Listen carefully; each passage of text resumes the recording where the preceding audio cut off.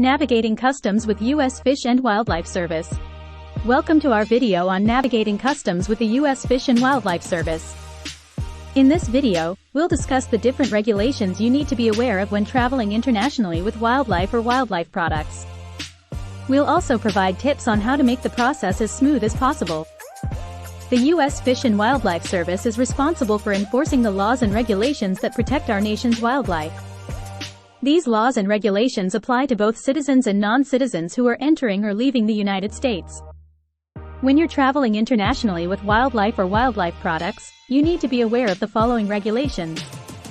You must declare all wildlife and wildlife products to customs officials. You must have a valid permit for any wildlife or wildlife products that are regulated. You must comply with all import and export requirements. The U.S. Fish and Wildlife Service has a website that provides detailed information on all of these regulations. We encourage you to visit the website before you travel to make sure you're aware of all the requirements. In addition to the regulations, there are a few tips you can follow to make the customs process as smooth as possible. Pack your wildlife and wildlife products in a separate bag. This will make it easier for customs officials to inspect your items. Be prepared to answer questions about your wildlife and wildlife products. Customs officials may ask you where you obtained the items, what you plan to do with them, and how much they're worth. Be polite and cooperative with customs officials. They're just doing their job, and they're not trying to make your life difficult.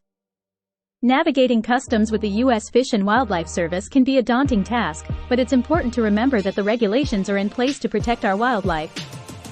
By following the regulations and being prepared, you can make the process as smooth as possible.